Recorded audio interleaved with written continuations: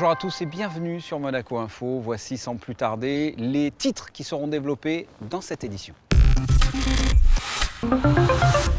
Le premier Charity Mile à l'hippodrome de Cannes-sur-Mer, samedi après-midi, une course de chevaux à l'initiative de la princesse Charlène. Le tirage au sort de cette œuvre caritative vient d'avoir lieu. La présentation de l'Octopus Sunsea Rider, le premier catamaran sous pavillon monégasque totalement éco-responsable.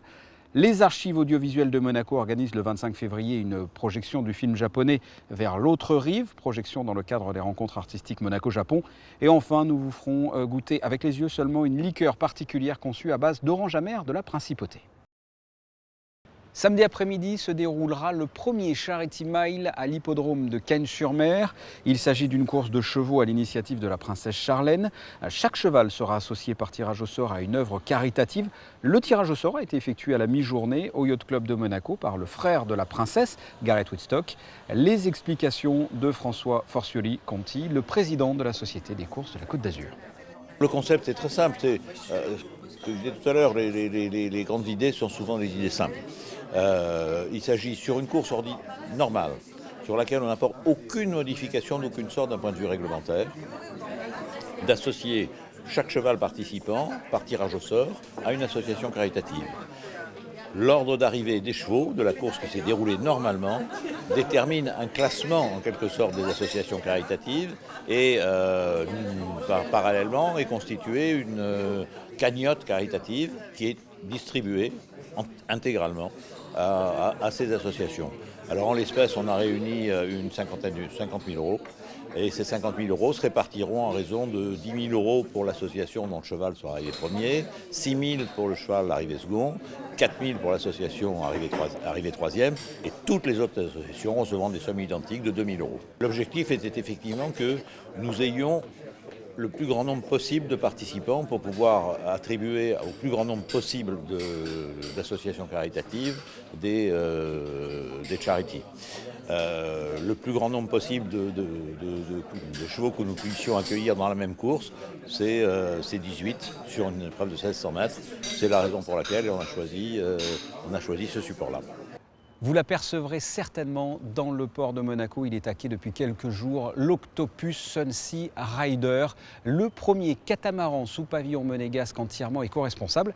Un reportage de Patricia Navarro, Alexandra Paolini, Louis Borgia et Sylvain Péromal. Elle arrive en trottinette. Lorsqu'elle se déplace à Monaco, Carole Simonsen met un point d'honneur à limiter au maximum et autant que possible les nuisances pour l'environnement. Cette monégasque est depuis peu la propriétaire du premier catamaran solaire éco-responsable à autonomie énergétique totale sous pavillon de Monaco. Je cherchais donc un bateau qui respecte un petit peu les démarches écologiques, l'environnement. Et je cherchais et finalement, grâce à ma maman, j'ai rencontré un monsieur qui crée donc ce type de bateau qui est un catamaran solaire. Il est unique parce que d'une part, il adopte une démarche éco-responsable, il est autonome en énergie. Il a une énergie renouvelable puisqu'il utilise l'énergie solaire avec ses panneaux photovoltaïques sur le toit. Et d'autre part, il n'y a pas de carburant, donc il n'y a pas d'odeur et il n'y a pas de bruit. La captation d'énergie se fait donc par le toit. L'Octopus est actuellement le plus gros bateau de la gamme conçu par Philippe Maringo.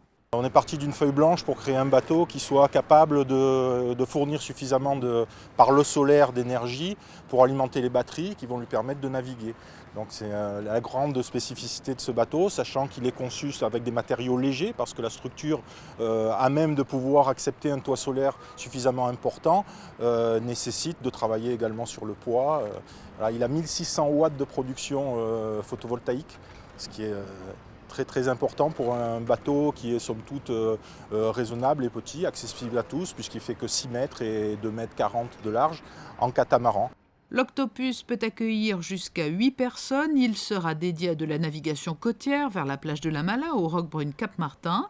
Il a déjà fait ses preuves dans les eaux polynésiennes où il est utilisé par des groupes hôteliers qui souhaitaient avoir une flotte de bateaux respectueux de l'environnement. Le 25 février, les archives audiovisuelles de Monaco organisent une projection du film japonais Vers l'autre rive. Cet événement s'inscrit dans le cadre des rencontres artistiques Monaco-Japon. Un avant-goût avec ce reportage signé Patricia Navarro, Ratio Gaggino et Eric Pocoy.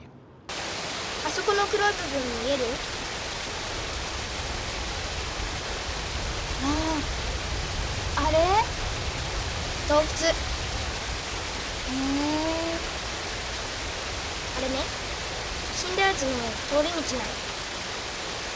あの黒いのがあれとつながってんの。本当だよ。じゃあ亮太くん、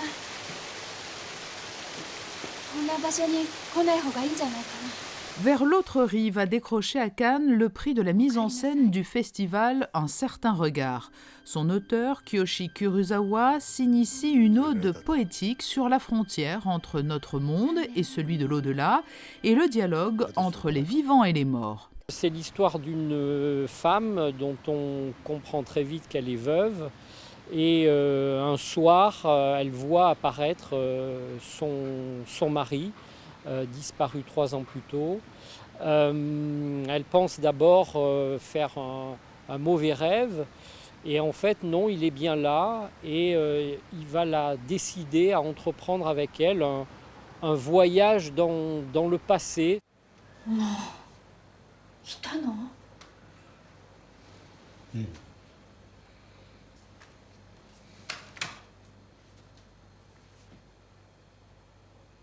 私のこと恨んでる？なんで？祐介の病気に気づけなかったから。それは無理だよ。俺自身直前まで気づかなかったから。Le film de Kiyoshi Kurosawa, Vers l'autre rive, est une belle illustration du cinéma japonais d'aujourd'hui, un cinéma qui oscille entre tradition et invention. C'est un cinéaste qu'on a découvert il y a une vingtaine d'années en France, il a aujourd'hui une 60aine d'années. C'est un cinéaste qui a débuté dans la série B, plutôt des films de genre, des films d'action, des films policiers, voire des films gore, des films fantastiques. Tout tourne dans sa thématique autour de questions de fantômes, de survivants. Et depuis quelques années, cette thématique, il l'a développée de manière, je vais dire, plus classique, en essayant de l'intégrer dans une forme cinématographique plus apaisée. Vers l'autre rive de Kiyoshi Kurosawa sera projeté le 25 février au Théâtre des Variétés. Avant le 7 mars, le cycle Portrait d'artistes et le film Ni le ciel ni la terre de Clément Cogitor, en partenariat avec le nouveau Musée national de Monaco. En bref, une info pratique à présent. Dans le cadre de l'opération Pasteur et notamment du prolongement du tunnel Charles III, les travaux de démolition d'une partie du mur en pierre dans le tunnel d'accès à Fontvieille nécessitent de fermer le sens descendant de l'avenue de Fontvieille depuis le giratoire Canton souterrain du vendredi 24 février à 20h au dimanche 26 février 16h. Pendant cette période, le sens montant de l'avenue de Fontvieille sera ouvert à la circulation. Vous en avez peut-être déjà entendu parler, une liqueur particulière et bien locale vient de voir le jour, découverte de l'Orangerie Monte-Carlo avec Christine Latomel et Sylvain Péroumal.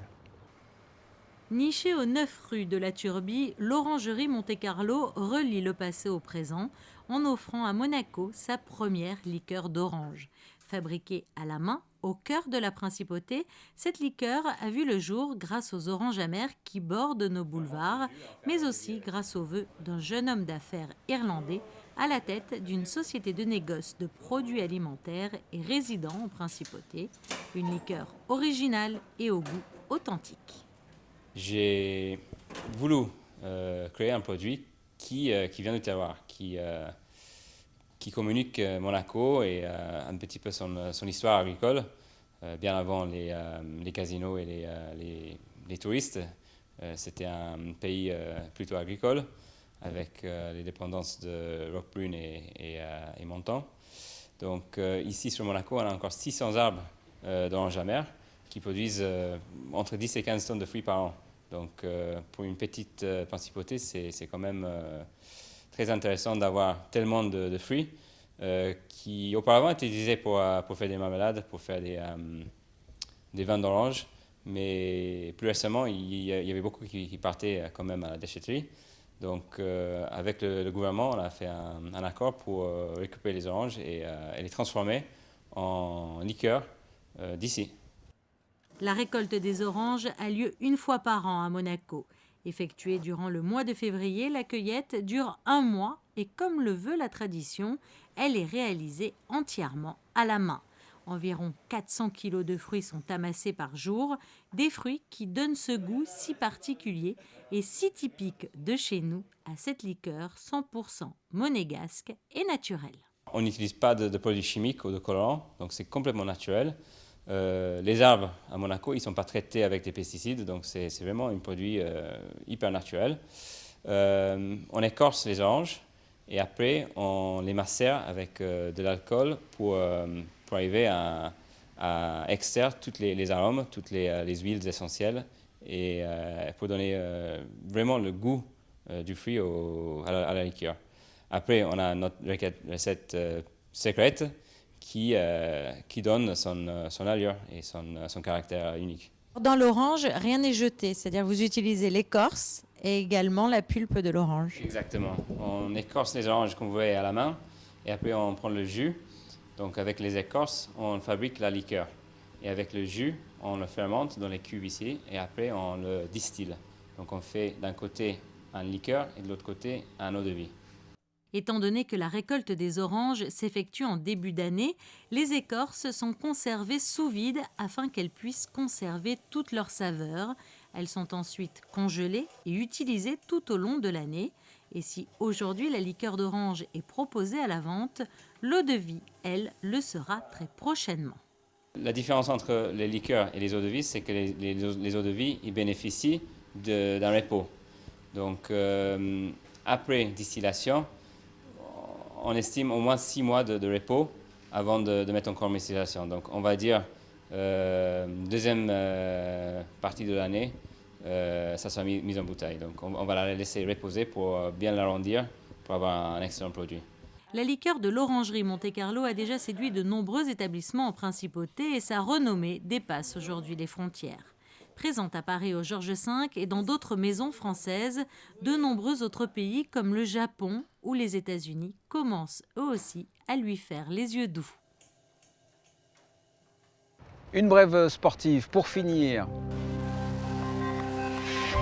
En basket, la Roca Team veut partager sa victoire en Leaders Cup avec ses fans. L'ASM Basket offrira le champagne à tous les spectateurs lors de la rencontre Monaco-Le Mans samedi avant le match de 18h30 à Gaston-Médecin.